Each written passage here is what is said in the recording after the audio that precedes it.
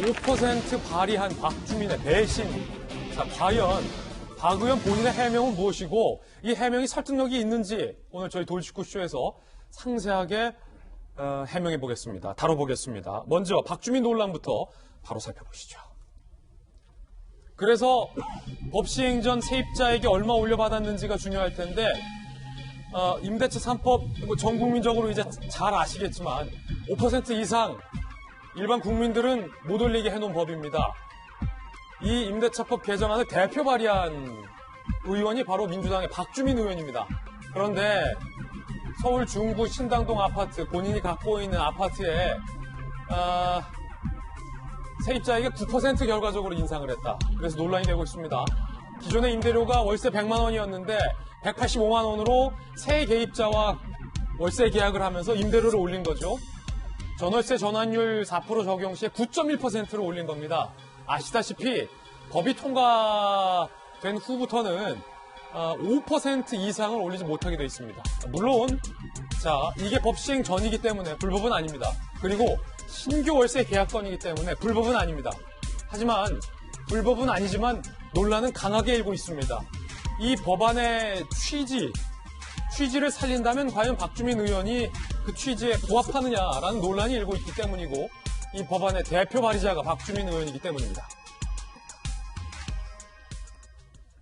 박주민 의원이 이 법안을 추진하면서 야당의 반대, 전문가들의 우려에도 불구하고 이 법안을 강행하면서 이런 발언을 했었습니다. 들어보시죠. 세입자분들의 바람에 부합하는 법안을 또 내보려고 합니다. 세입자 보호 장치가 하나라도 더 논의되고 또 녹아들 수 있도록 전세가 빠른 속도로 월세로 전환되고 있는 상황입니다. 이자율보다 훨씬 더 높은 액수가 월세로 전환되면서 오히려 이제 좀 부작용이 나타나고 있다 해서 그런 부분을 좀 차단하기 위한 법이다.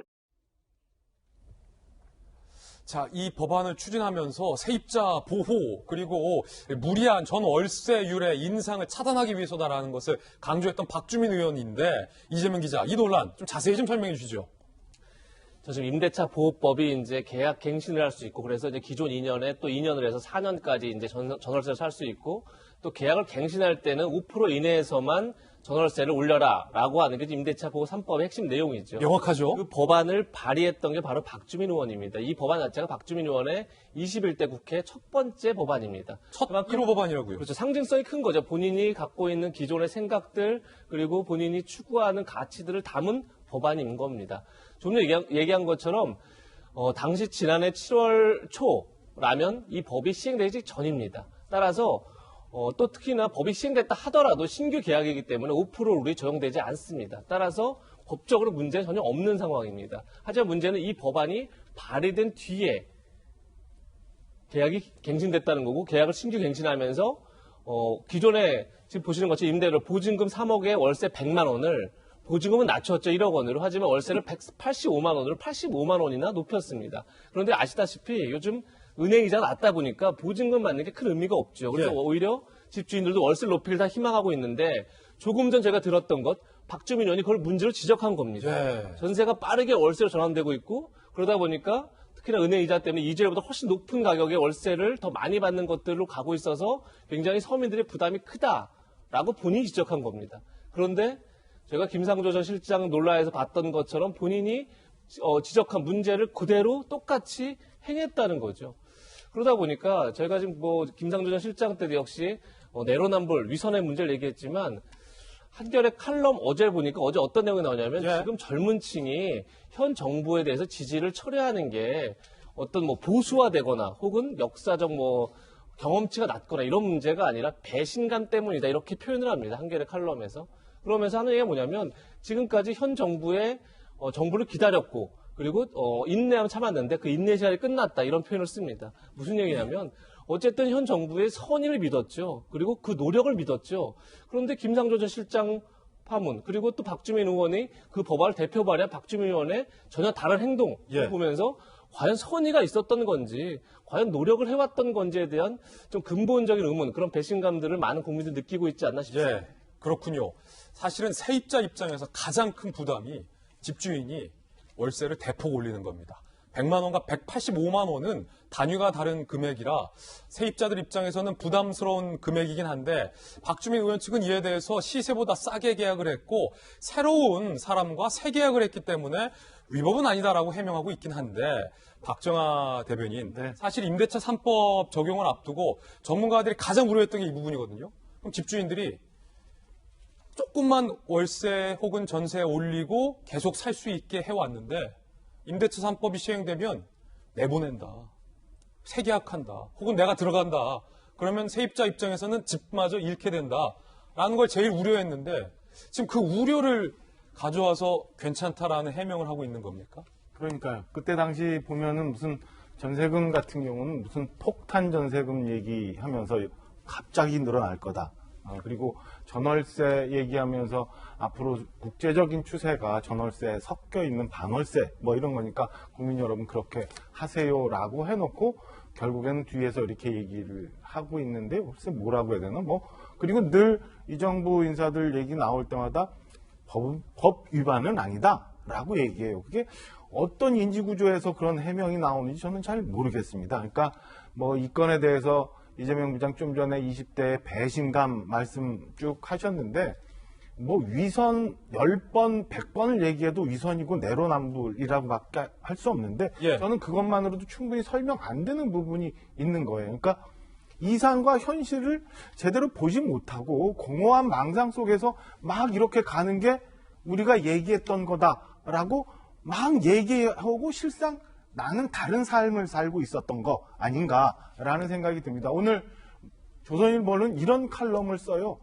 그분들은 혹시 인생 자체가 다 연극 아니었냐. 그냥 그 사람들이 얘기했던 이념이라는 거는 단순히 관객들 속이기 위한 소품이었다라는 얘기를 합니다. 여기서 배신감이 생기는 거 아니에요?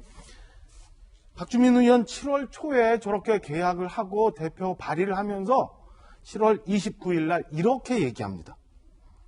주택임대차 보호법이 시행되기 전에 아마 법 적용을 예상하고 예. 미리 월세를 높이려고 하는 시도가 있을 것이다.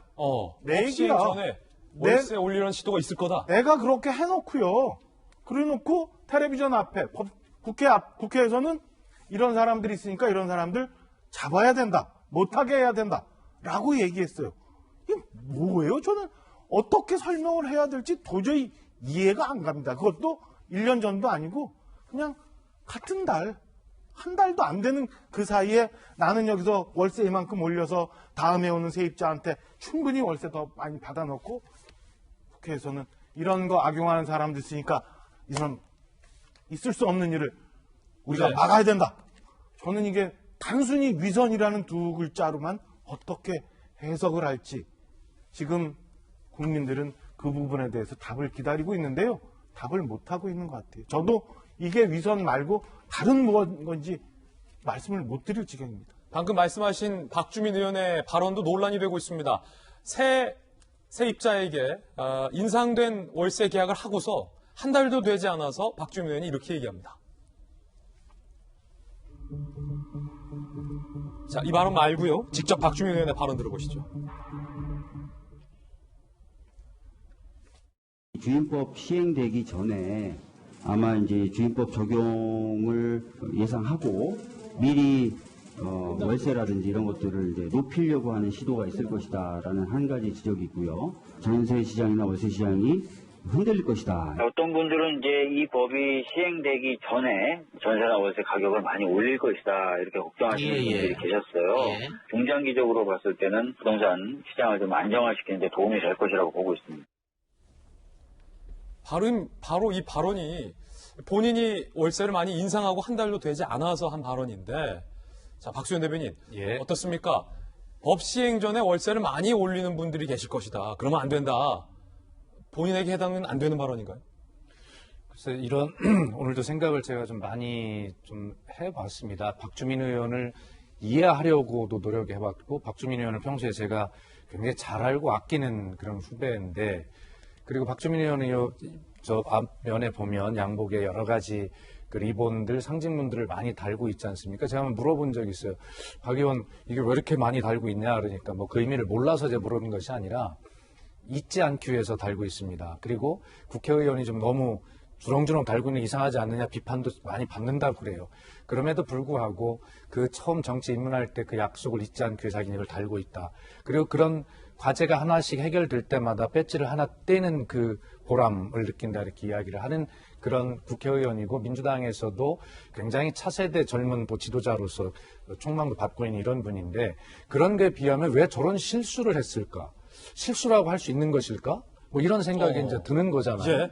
그리고 7월 29일 날 법이 시행된 이후에 지금 이야기했던 그런 어떤 월세 전환으로의 걱정들을 본인이 하고 있으면서 자기는 월세로 전환을 했다. 그러니까 박주민 의원이 시세보다 크게 낮게 받지 못해서 죄송하다. 이것은 해명의 본질이 아니라고 생각해요. 예. 그렇잖아요. 그 전에 왜 월세 전환으로 많이 돼서 서민들이 어려워질 것을 알면서도 그 걱정을 하면서도 그리고 그 주택 임대차 보호법 개정안의 부작용이 그런 것임을 알면서도 왜 본인은 월세로 전환을 그렇게 했을까라고 하는 것에 대해서는 설명이 안 됩니다. 그리고 뭐 제가 같은 당에 몸담고 있는 사람으로서 박주민 의원님 앞으로 어떤 말 할지는 모르지만 현재까지는 죄송하다라고 하는 말씀을 또 드릴 수밖에 없습니다. 어쨌든 이런 문제가 다만 하나 이재명 부장님이나 우리 박정희 대변인 말씀하셨지만 또 제 입장에서 저희들 또 다른 구성원들 입장에서 좀 억울한 생각도 드는 건 뭐냐면 이것이 민주당의 위선 또 내로남불이라고 하는 전체의 문제로 일반화되는 것은 또 어떤 측면에서는 또 억울한 측면도 있습니다. 사실. 지금까지 제가 이런 변명한 적 없잖아요. 다 인정하고 했지만 그러나 이런 문제들에 대해서 저희 전체의 문제로 받아들이긴 하지만 국민의힘도 예를 들어서 제가 일일이 지적하지는 않겠습니다만 그런 것들이 수도 없이 많이 있는데 그런 것들을 일반화해서 위선이다라고 제가 공격을 한다고 하면 또 서로 아픈 이야기예요. 그래서 이 문제는 여야 간에 지금 저희가 회초리를 맞는 중이니까 받겠습니다만 하여튼 박주민 의원 현재로서는 아까 제가 말씀드린 다른 건 이해가 된다 하더라도 아까 월세로 전환하는 그런 문제를 알면서도 본인이 그걸 했다라고 하는 것에 대해서는 이해를 할 수가 없고 송구하다는 말씀을 드릴 수밖에 없습니다.